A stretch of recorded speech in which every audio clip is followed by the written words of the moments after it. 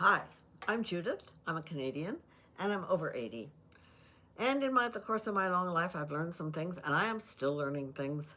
And, um, and I want to share them in the hope that they can help you in your life, or that you can relate to them, or that you can help get a perspective on things in your life, maybe, and see things in a positive way if you're looking back. And if you're younger and looking forward, that you can use some of the things that I've learned to help you avoid some mistakes, or to get some lessons in life without going through the painful things that I might have had to go through to learn them. So if you like this, I hope you'll subscribe to my channel and like things, and listen to the end, because I think it helps the algorithm. I'm hoping that people, well, I have no control over how many people see these and when they see them. And I'm fine with that. I'm doing it as a labor of love because I want to be helpful. And I guess it's a form of trying to leave a legacy, even if it only reaches 10 people. It's good, if it helps anybody. Um, so today I'm going to talk about something that's more current. Usually I'm telling stories from my past life, that are lessons in life that I've learned through my experiences. And today I'm going to talk a little bit about that, but more about getting adjusted here, but more about what something that I'm going through right now. So as I've said, I'm over 80. And in the last 3 weeks, I have been having a pain in my hip. And I've had a number of health issues in the past. I've talked about those in other episodes. But I have never actually had anything in my life. I've been very fortunate. I have never had anything in my life where I experienced what I'll call chronic pain. I don't know that 2 or 3 weeks worth of pain is chronic pain yet, but where I've experienced, daily pain from something. I mean, I had an emergency appendix operation when I was 17 years old, and I had a painful afternoon, and then that night the appendix was taken out, right? I've had surgery and had scars and things that had to heal from that, and that got infected, and there was a little bit of pain from that. I've never broken a bone, so I've never had that kind of pain. I've never had a kidney stone, but I've also never had chronic back pain, for instance, or chronic pain from any source. I dislocated my knee a couple of times and it was a bit painful, but like for a few days, or at most, a week or so, nothing terrible. And you knew what it was and it was easy to deal with. This is not like that. This is, I've been going along through life, like doing all kinds of things. I've got a big trip upcoming, and it may be on or even over by the time you see this video, because I'm pre-recording a whole bunch of videos. And I'm still trying to do as many things as I can while I'm still able to do them. And I've been very fortunate in that I haven't had anything painful in my body, really. I have a little osteoarthritis. My knees creak when it's raining out. My knees are a bit sore. Some of my joints are a little sore. It's nothing very much. I don't even usually take a Tylenol for it. Nothing. And for some years now, my hips have done this thing I just think of as being like the Tin Man, where when I sit for a while, then when I get up, my hips are really stiff, and I have to either do a little hula hoop when I wake up, or when I stand up, or I stand up and I just kind of stand there for a minute or two and look around and pretend that I'm just looking at the scene if I'm in a crowded place, or in public. But actually, I'm waiting until my hips are ready to move.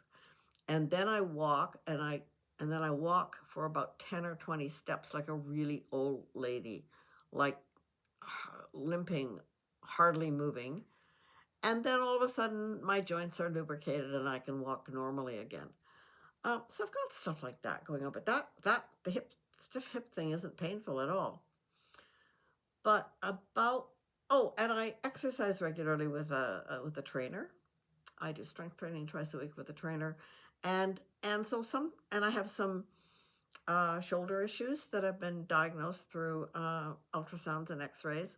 A couple tears here and there, and tendinosis, which is the breakdown of your tendons. So sometimes my shoulders get sore from lifting weights. But if I don't lift weights, I'm not trying to do anything that would make me into a super person or whatever.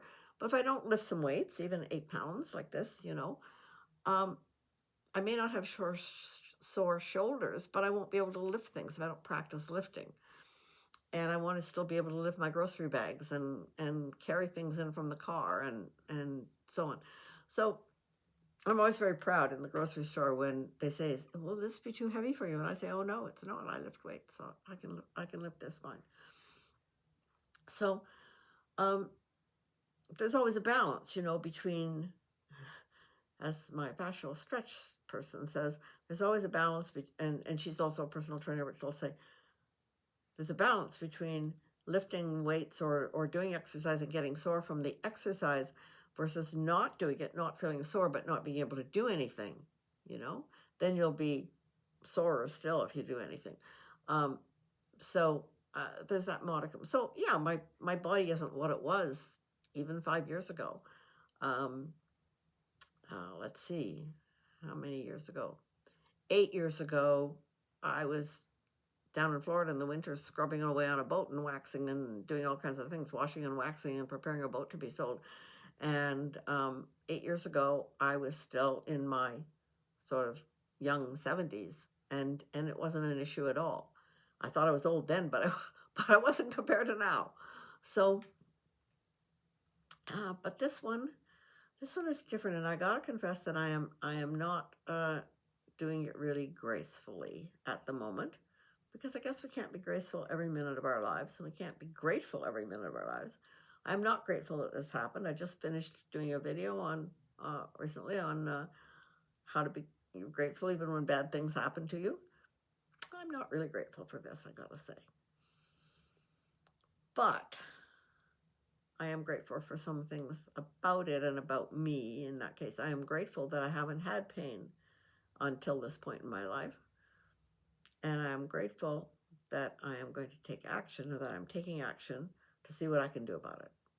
And that's, I guess, the point of today's talk, is to talk about that. But also to whine a little bit. If you want to know the truth, I'm just whining a little bit. That my hip, my left, gosh, better get the one right.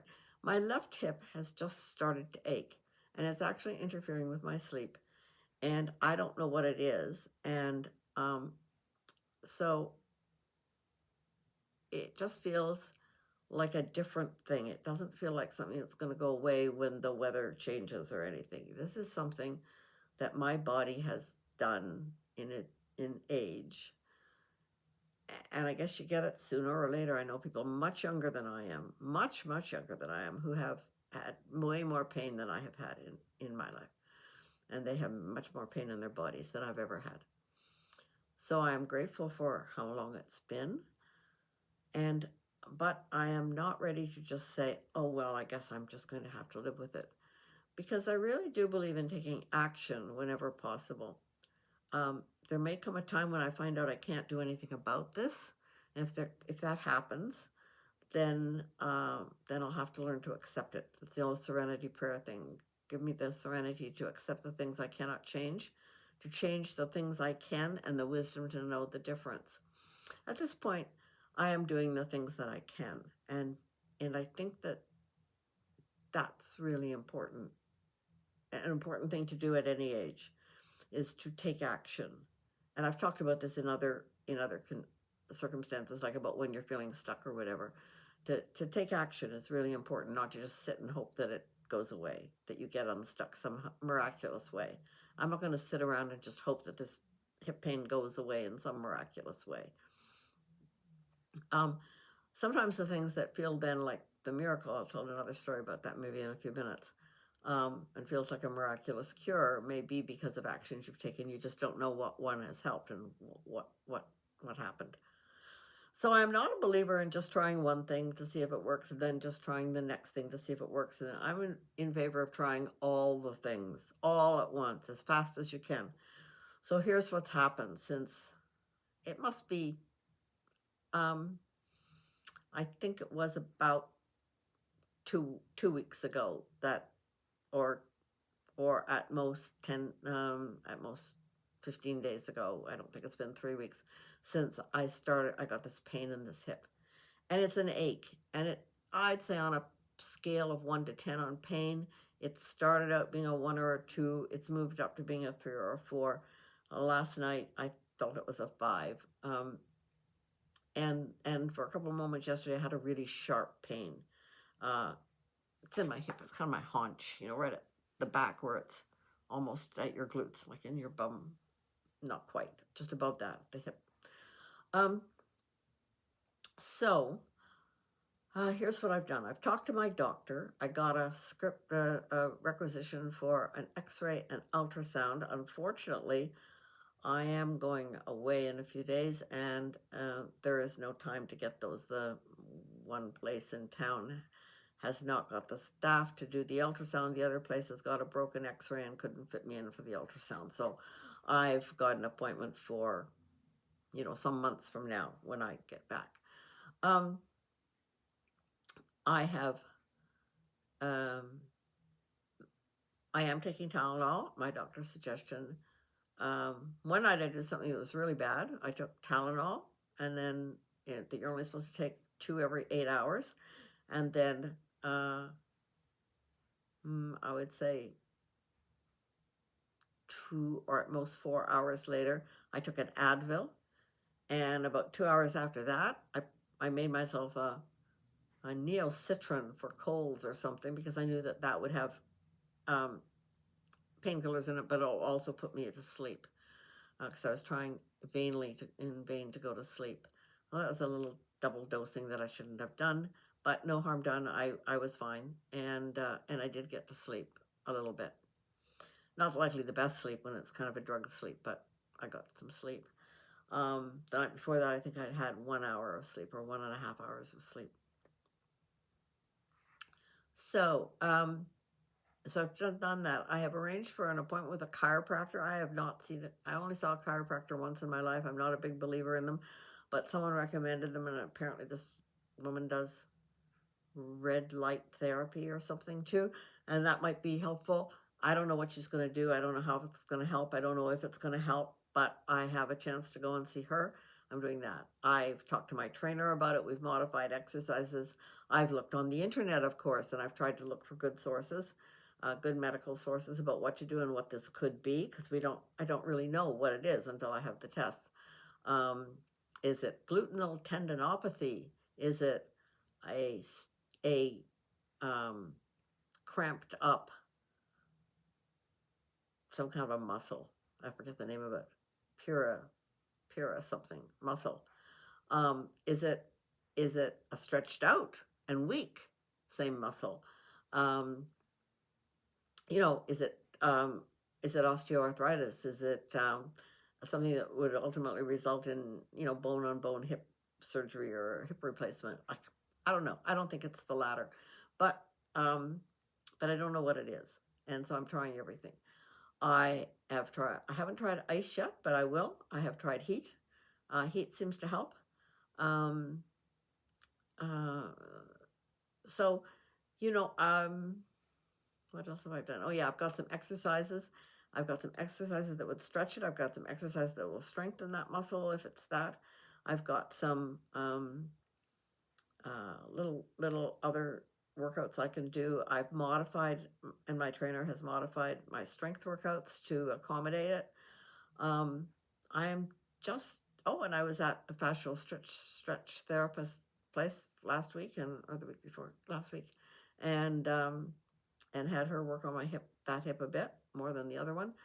I'm just trying everything, and I'll see what happens. And I'm trying, meanwhile, to be hopeful and not discouraged, because pain can make you feel down and depressed and like you don't want to try.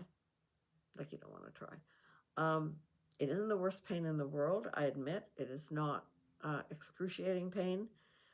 It's keeping me from sleeping, and that's the worst thing. During the day, it's not so bad. I can manage it during the day. I can take a Tylenol. I'm busy doing other things. I can walk, and movement seems to help.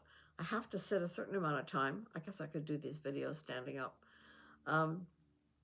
But I sit a certain amount of time, and then it's worse. So it's not the worst pain in the world, and I'm sure I'll live through it. Do I like it? No, I don't. I don't like it. I don't like this getting old business for this reason. And I am concerned that it's going to interfere with the upcoming vacation that's coming really soon. And it's a very long vacation and a fairly arduous one. It's a long driving holiday, and there's going to be a lot of time sitting in the car, and sitting doesn't seem to be good for this. So we shall see. You'll hear more about that. The point, though, is number one, I need to do what I can to try to address it. Number two, I need to keep the best attitude I can. Number three, I need to not do stupid things like take too much medication. So I think my learning from this is, yeah, my body's getting old. I don't like it, but that I have to accept. But I don't have to accept that there's nothing that can be done when things happen. And I can try to do things. Now, I have got things that have happened to me. Luckily, they haven't been painful, that have happened to me in my past that I've just had to accept. And again, I'll talk in terms of health. I have talked in other videos about having an acoustic neuroma and having radiation in Stockholm, Sweden. What I haven't mentioned is that one of the symptoms of that, and I got that symptom up to 9 years before. I had symptoms 9 years before they found what was bothering me. And some of the symptoms were dizziness, but the other symptom was tinnitus, ringing in the ear. And I've had that now since 1981, and this is now 2026. So I've had it for a good long time, and it is always there. It never goes away. It never gets less. It gets worse when I feel tired, and let me put it this way, it doesn't get worse. I feel it more. I'm more aware of it when I get tired. I'm more aware of it when I am ill. If I'm ill, I feel it more. And I'm more aware of it if I'm talking about it. Like right now, it's really ringing in my ear because I'm talking about it, and I become very aware of it.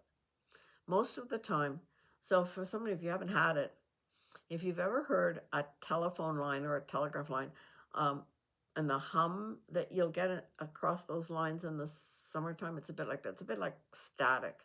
It kind of goes, I don't know. I can't imitate the sound. But there's just a kind of a white, let's call it a kind of a white noise that's in my ear the whole time.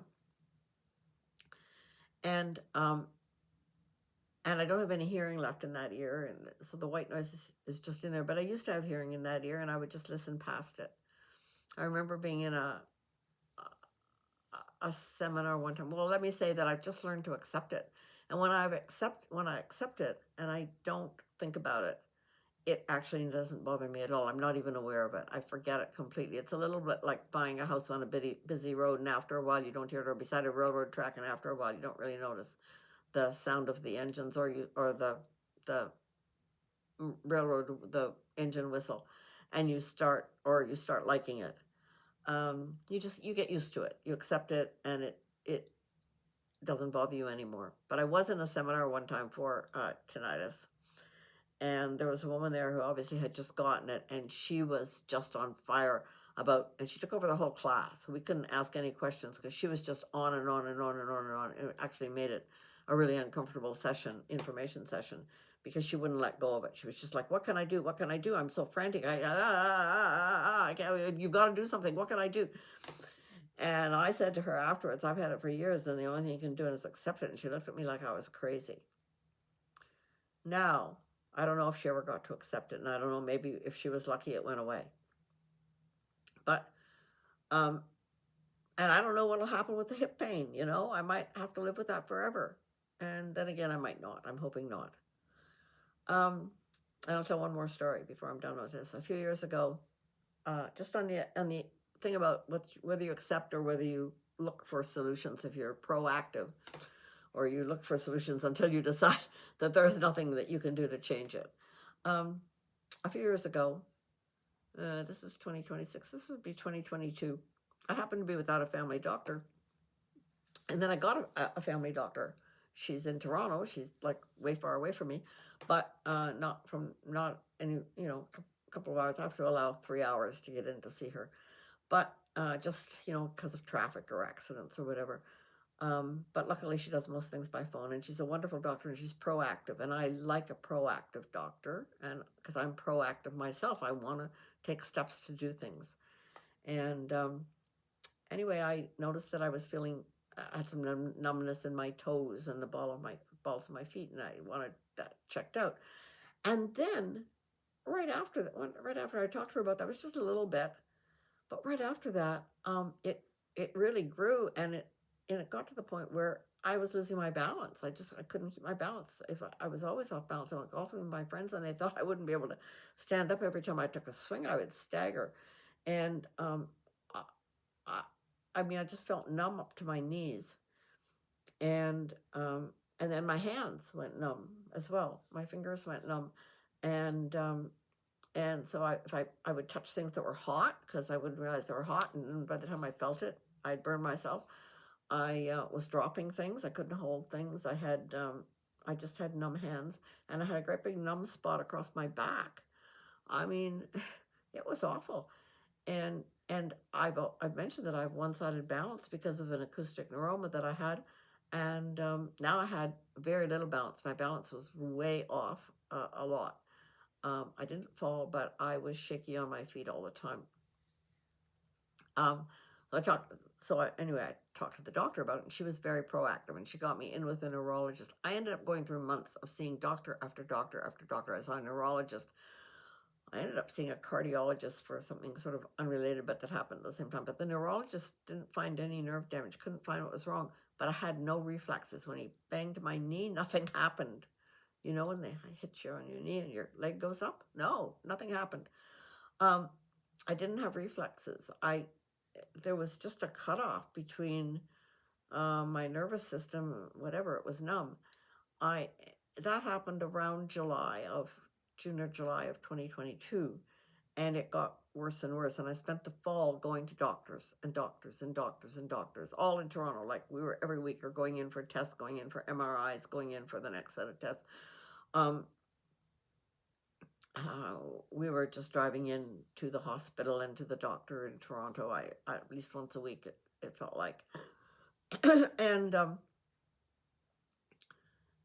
it was really hard to navigate around that, and it was really scary because I didn't know if this was going to be permanent or not. Um, I was thinking, for Christmas, my partner gave me a cane, and I used that cane. It wasn't a very pretty cane. I was pretty upset about that.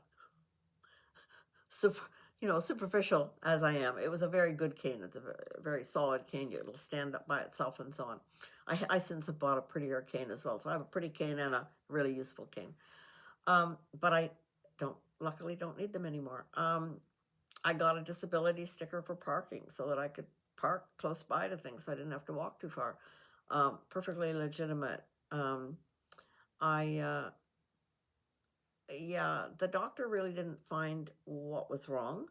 The neurologist didn't find what was wrong. I had all kinds of other tests going on, and all kinds of other things happening that I don't know if they were connected or not. But this numbness and loss of balance and loss of feeling was the worst thing. In January that year, I decided I was going to have some massage. Maybe massage would help.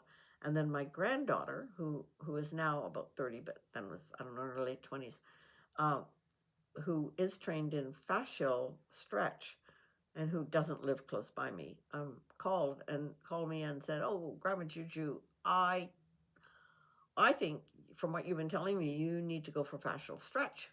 And I have taken the liberty of finding someone in your city who does it. And I've checked her out and I've talked to her, and she's expecting your call, and here's the number." I said, "Well, Michaela, I was going to have massage." "Oh no, this will be much better." So, okay. And so I did go to this fascial stretch person. I still go to her, but I went every single week. It was very expensive. This is where I'm grateful for having the means to do this. I went every week for the next 9 months. And then I started going every other week or so. And now I go about every 3 weeks when I'm in town, but sometimes I'm gone for long periods of time. And I'm trying to do things, get out and do things while I still can. At any rate, I don't know what happened. Went to fascial stretch. I had MRIs. One of them showed that on my neck there were a couple of nerves that might be pinched. Well, that might have been causing it. We don't know what caused it. All I can tell you is that in March of 2023, I suddenly realized one day that my hands weren't numb. I could feel my fingers again. They weren't all tingly, and I didn't have pins and needles in them, and I could actually feel them when I touched them. I could feel them, and I hadn't had that for 9 months. And then I realized that I took the I took something to scrape on my back, and I realized, oh, I've got feeling in my back again. Oh, I know what I realized. I realized my back was itchy again. My back used to be itchy, and then it wasn't itchy anymore because it was all numb, and my back was itchy again. And then I realized that my feet as well. Now I still have a little bit of neuropathy in my feet. That's what it's called. A little bit of tingling in the balls of my feet and my toes, but not in the heels and not all the legs, and my reflexes are back. And that all happened within a week, and I have no idea why to this day. I do not know if it, of course, the fascial stretch therapist thinks that that was what it was. The doctor said it could have been pinched nerve, yes, and maybe fascial stretch helped. He said it could have been stress, and was I stressed? And I said, oh no, and then realized, oh yes, I had been, because I'd been very concerned for months before that my partner was dying. He turned out not to be, thank God, but I had been very concerned that was dying, and so I don't know what it was, but the point is, and I don't know if maybe I would have gotten better without doing anything. It's possible. I don't know. But what I do know is that it served me well to take all those actions. The fascial stretch may or may not have helped with the numbness, but I know that it helped my mobility, my flexibility, my ability to move my joints and move my body.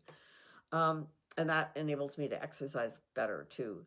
Um, all the doctors were very helpful. I mean, it was very helpful, at least in eliminating things, if nothing else. I knew that I was getting the medical attention I needed. The cane helped me to balance. I just took the steps that I needed to, and I tried not to stop doing things. I tried to keep on doing. I didn't just sit like a lump on the couch and not do things. Um, and I consider it a miracle, quite a miracle, that it all just disappeared. I'm very grateful for whatever it is, and maybe someday when I get up to heaven and I read the book of my life, I will know what it was. But in as a it just gave me my life back in many significant ways. I had been training to walk the Camino de Santiago, not the whole thing, just 115 kilometers of it. I had been training for that before this all happened, and I thought I wouldn't be able to do it, and then I was able to do it the following. So everything cleared up in March, and in September of 2023, I did walk 115 kilometers of the Camino de Santiago, and I did it alone. I'm very grateful for that experience. So, um, how does this help you to have a happy and successful and fulfilling life? How can you learn from this experience of mine? I would say, no matter what happens to you, health-wise, in this case that we're talking about health-wise, or in any other situation, follow the serenity prayer. Do everything you can to change what it is, to improve what it is. Take every action you can take. And then if there is no way to change it, I mean, you can't change someone else and so on and so forth. If there's no way to change the situation, learn to accept it, and to live with it, and to find a way to live your life around it. But just go on. Be proactive. Be as proactive as you can. I intend to do that. I was talking to a friend of mine today over WhatsApp. She's in England. We talk once a month, and she's younger than I am, but not a lot. And she has some health issues too, some pain in her legs and things. And she said that she has a plaque in her kitchen, and it says, "I'd rather wear out. I'd rather wear out than rust out." And I think that that's a really good way to think about it. Just try to keep active, try to keep doing things. I'm still going for walks every night, even though it hurts a little bit. And the walking actually helps, I think, with the pain. I'll use the hot water bottle. I'll do all the things I have to do. I'll see the doctors. I'll see the chiropractor. I'll see the fascial stretch person. I'll modify my workouts. I'll do the workouts while I'm traveling. Some workouts I'll stretch, and I'll try to have a not to whine too much and not to complain too much, and to have a good attitude about it. But I will do everything I can until I find out that there's nothing more that I can do, and I find out what it is. Anyway, that's it. Just be active, be proactive, and work toward the life that you know you can have to make your life as good, as happy, as fulfilling, and as successful as you can. Take care.